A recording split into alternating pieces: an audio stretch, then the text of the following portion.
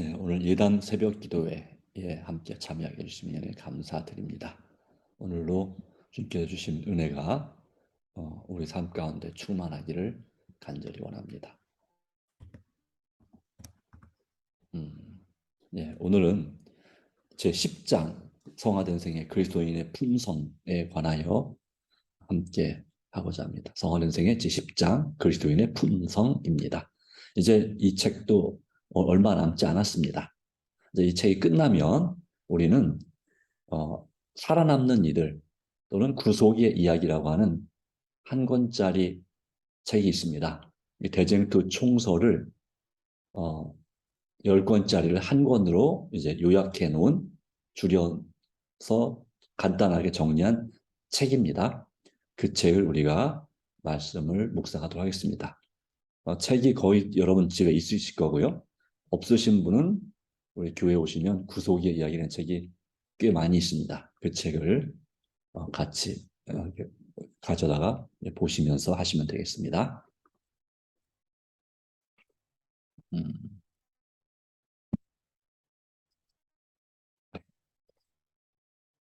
성경 말씀은 요한복음 15장 5절입니다. 나는 포도나무요 너희는 가지라. 그가 내 안에 내가 그 안에 거하면 사람이 열매를 많이 맺나니 나를 떠나서는 너희가 아무것도 할 수 없습니다. 그리스도인의 품성에 있어서 우리는 정말 예수님과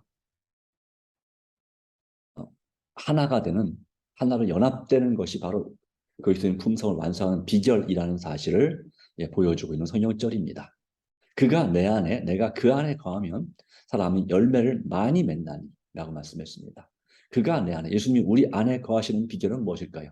성령 충만함을 우리가 간구할 때 성령을 통하여 예수님께서 우리 안에 계시게 됩니다. 또한 우리가 말씀을 암송하고 묵상할 때, 또 말씀 이렇게 듣거나 함께 연구할 때, 그때에 예수님이 우리 안에 성령을 통하여 임재하시게 됩니다. 또 내 자아가 굴복될 때, 내 자신을 주님께 온전히 맡길 때 주님께서 우리 안에서 살아계십니다. 내가 그 안에 거하면 네, 제가 거꾸로 설명했군요. 조금 전에 설명 내가 그 안에 거하면입니다. 그가 내 안에, 우리가 내 안에 거하는 것은 우리가 예수님 안에 거하는 비결은 그분의 사랑 안에 거하라고 요한복음 15장에 기록하고 있습니다. 그분의 사랑 안에. 그리고 또한 우리가 그분의 계명을 지키면, 나의 계명을 지키면 내 안에 거한다라고 말씀하고 있습니다. 우리가 하나님의 계명을, 예수님께서 우리를 사랑하신 것처럼 지키려면 그것은 바로 내 자신의 의지와 능력과 그런 것만으로는 불가능합니다. 바로 예수님께서 주신 믿음으로 우리는 하나님의 계명을 지킬 수 있고 그분을 진정으로 사랑할 수가 있습니다. 그래서 예수님이 내 안에 계시는 것도 마찬가지, 바로 내 자아를 굴복하고 성령의 충만함을 간구함으로 하나님의 말씀을 의지할 때 우리에게 믿음이 생기는 것이고, 다시 말하면 예수님이 내 안에 거하시게 되면 믿음이 생깁니다. 그리고 그 믿음으로 우리는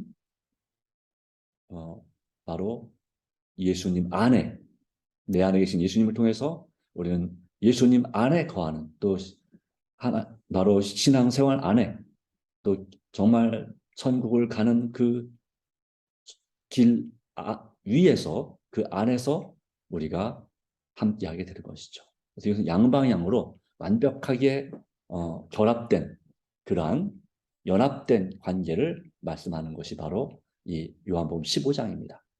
그럴 때 우리는 열매를 많이 맺게 됩니다. 성령의 열매를, 즉 품성의 열매를 많이 맺게 되고요. 그리고 또한 누군가를 구원하는 것도 열매죠. 한 영혼을 구원하는 그 영혼 구원의 열매도 많이 맺게 됩니다. 그러나 분명히 기억할 것은 우리가 예수님을 떠나서는, 즉 다시 말하면 믿음이 없이는 아무것도 할 수 없습니다. 예수님과 완전히 연합하지 않고 우리가 분리되어서 하나님과 친밀한 교제가 없는 상태에서는 내 자기 중심적인, 자아 중심적인 이기적인 삶 가운데서는 아무런 열매도 기대할 수 없습니다. 품성의 변화 불가능합니다. 또 누군가를 한 명을 구원하는 것, 그건 역시 불가능합니다. 하나님의 사업, 그냥 껍데기에 불과합니다. 아무리 열심히 일할지라도 그것은 빈 껍데기에 불과합니다.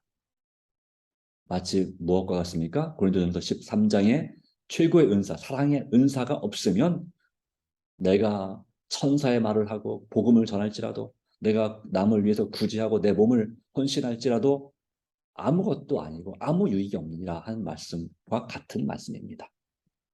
자, 오늘 이 말씀을 통해서 정말 예수 그리스도를 믿는 그리스도인으로서 예수님의 품성을 담고 그분과 완전히 친밀하게 연합된 그런 삶, 마치 에녹처럼 하나님과 동행하는 삶을 사는 비결을 배우게 해주시기를 간구합니다.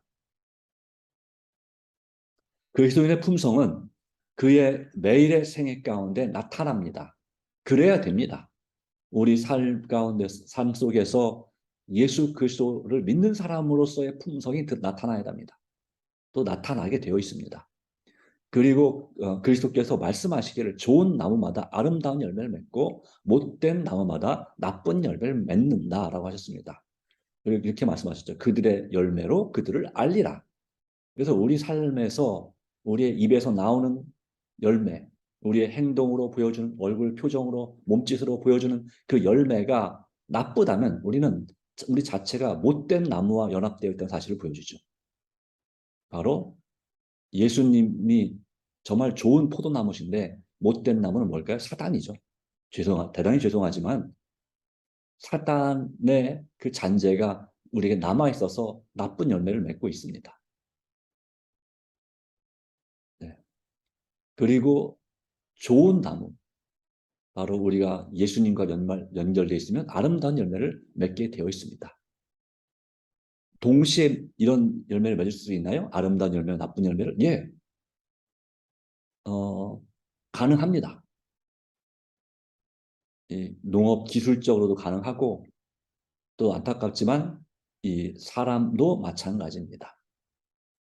이 접붙임, 그래서 이렇게 되는 경우는 접을 붙였을 때 그렇습니다. 접을 붙였는데 이 이제 뿌리, 이제 예를 들면 감나무를 예를 들자면요. 감나무가 정말 튼튼하게 또 풍성한 열매를 맺으려면 그 감나무 가지를 잘라서 이 고엽나무라고 있어요. 감나무랑 성향 특성은 유전자적인 구조가 거의 비슷한데 열매가 그리고 잎사귀가 조금 더 많이 작습니다. 열매는 많이 작죠. 예.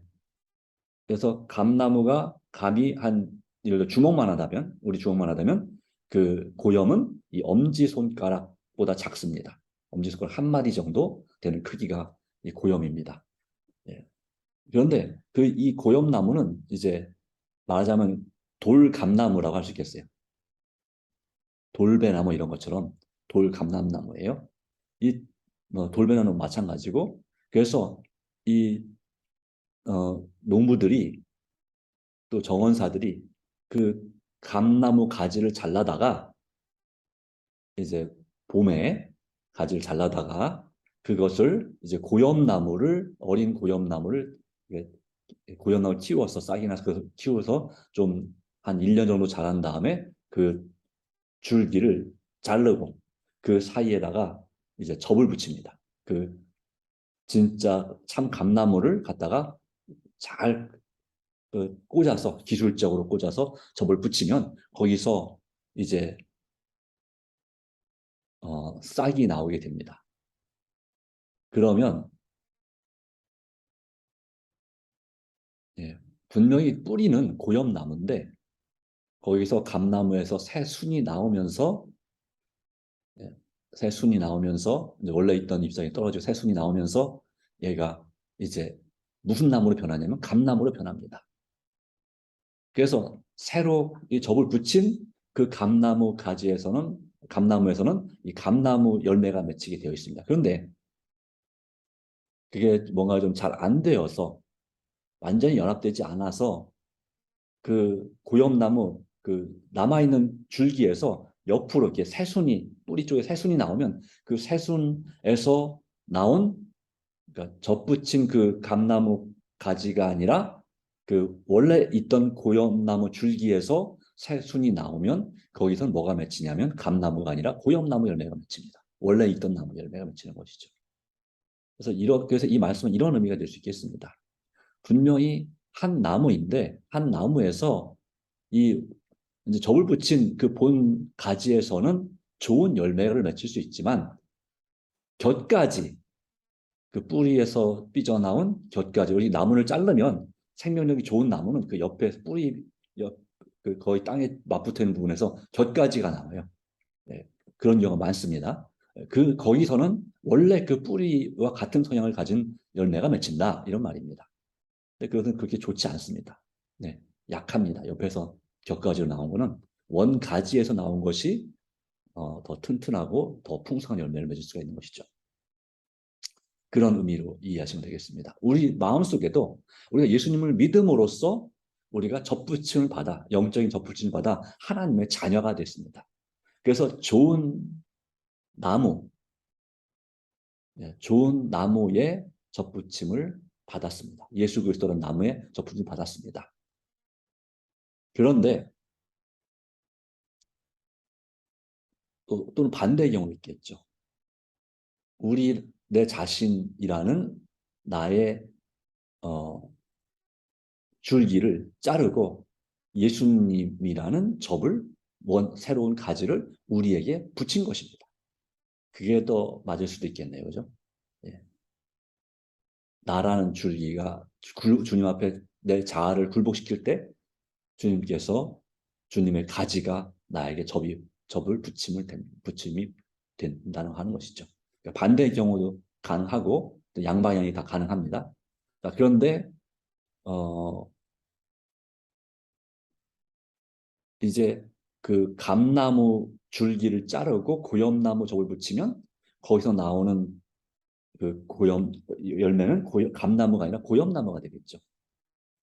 그런데 반대로 어, 예, 나라고 하는 줄기에 나무 줄기에 예수님이라는 가지가 접을 붙이면 우리 삶에서 예수님의 열매가 맺히게 됩니다.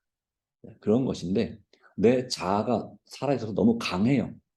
그러면 곁가지가 나오는 거죠.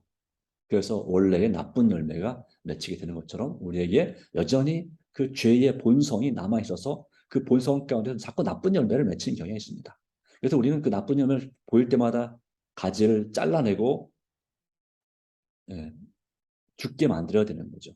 날마다 죽어야 되는 거죠.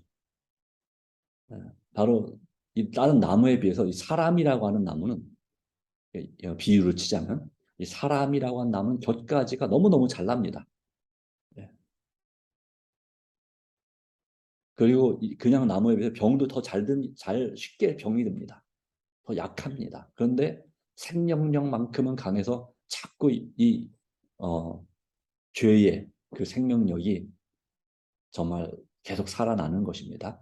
그러나 우리는 참 바로 나무가 될 그러한 하나님의 은혜를 받았고 구원을 받았습니다. 그렇다면 우리는 더욱더 날마다 하나님 앞에 굴복할 필요가 있는 것이죠. 그런 의미가 보게 되겠습니다. 네. 이 덧붙이는 그런 것을 보지 않은 분들은 이해하기가 사실은 쉽지 않은 내용입니다만은 어, 나는 포도나무에 놓인 가진이라고 말씀할 때 원래부터 어, 정말 우리가 태어나면서부터 예수님의 원 가지에 붙어 있는 경우는 별로 없다고 하는 것이죠. 예수님을 믿게 됨으로써 우리가 접붙임을 받은 것입니다. 또 우리는 특별히 이방인이죠. 유태인이 아니죠. 예. 사도 바울의 비유 가운데 유태인 바로 이방인들이 기독교 그리스도인이 되게 하고자 원 가지인 이 유태인들이 가지가 꺾였다라는 말씀도 하고 있습니다.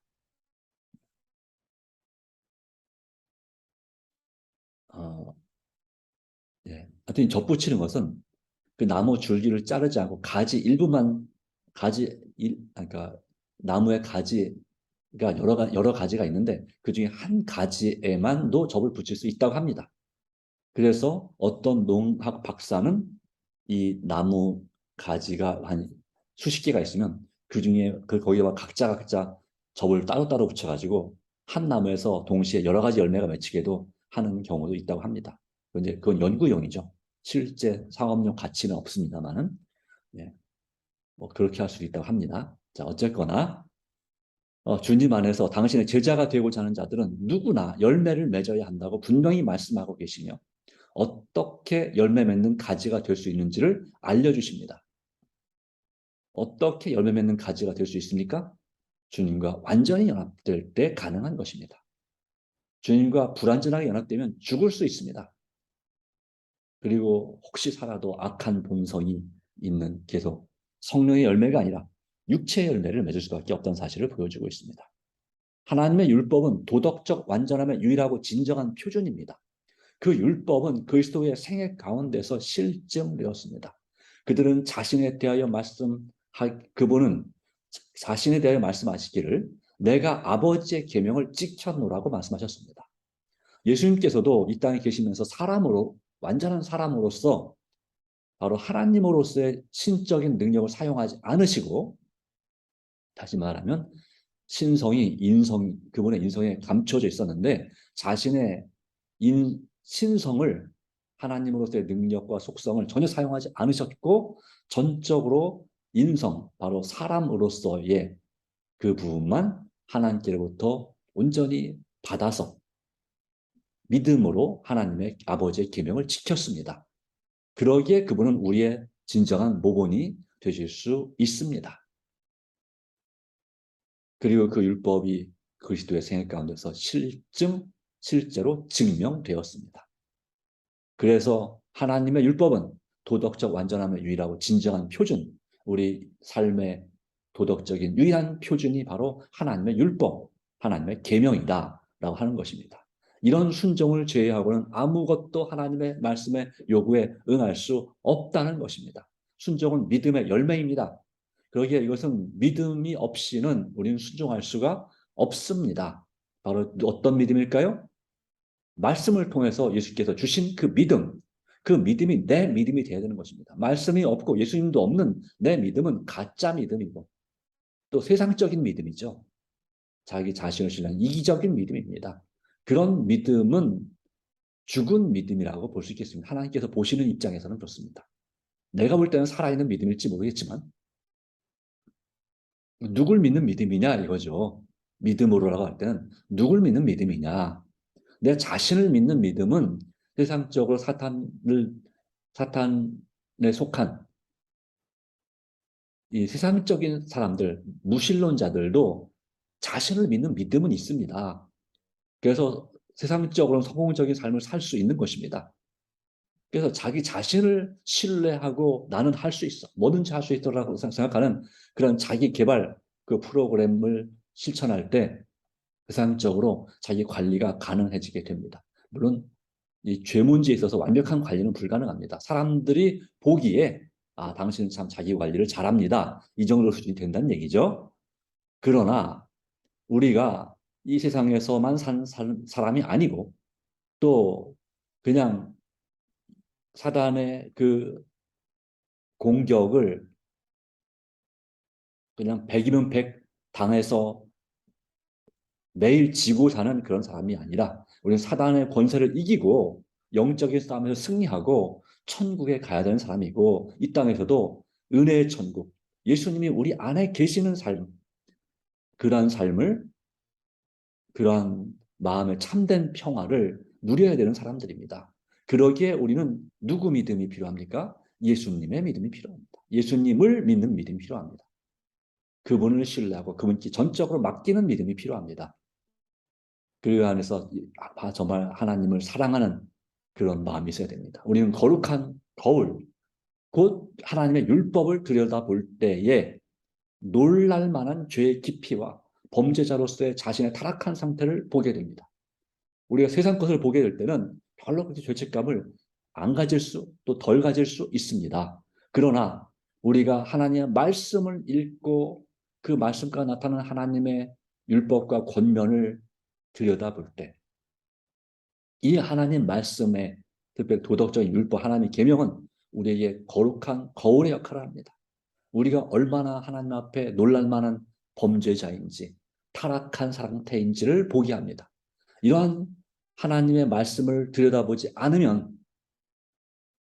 하나님의 계명을 지키는 부분을 그 순종의 의미를 깨닫지 못하면 우리는 회개할 수 없습니다. 성령의 감동을 느낄 수 없습니다. 성령의 역사로 회개하는 마음이 생기지 않습니다. 그러나 우리는 회개와 믿음으로 진정한 회개가 아니라 회개와 믿음으로 하나님 앞에서 의롭다 하심을 얻게 됩니다. 예수 믿음이죠. 그죠? 하나님의 은혜를 통하여 다른 사람의 은혜가 아니라 하나님의 은혜를 통하여 은혜는 받을 만한 자격이 안 되는 사람에게 베풀어 주시는 선물과 같은 것이 바로 은혜죠. 특별한 혜택, 은총, 하나님의 은총이 어린 특별한 혜택, 이것이 은혜입니다. 그분의 계명을 순종할 수 있게 됩니다. 그랬죠. 회개와 믿음으로 하나님 앞에 의롭다함을 얻게 되며 이것이 칭의입니다. 그 다음에 하나님의 은혜를 통하여 그분의 계명을 능히 순종할 수 있게 된다. 이것이 바로 성화입니다. 그러니까 우리의 품성이 성령의 열매를 맺는 그런 변화가 일어날 수 있는 비결은 예수님께 있는데 바로 예수님을 믿을 때에 하나님의 은혜가 우리 안에 임하게 됩니다. 그러니까 은혜 없으면 나는 서지 못합니다. 아무것도 아닙니다. 그러나 하나님의 은혜, 예수 믿음을 통한 하나님의 은혜가 임할 때에 하나님의 계명을 특별히 예수 그리스도의 계명, 예수님께서 사랑하신 것처럼 사랑하는 하나님과 이웃을 진정으로 목숨 걸고 내 자신처럼 사랑하는 그런 일에 어떻게 된다고요? 능히라고 말씀했습니다. 간신히가 아니라 능히는 충분히 이런 뜻이죠.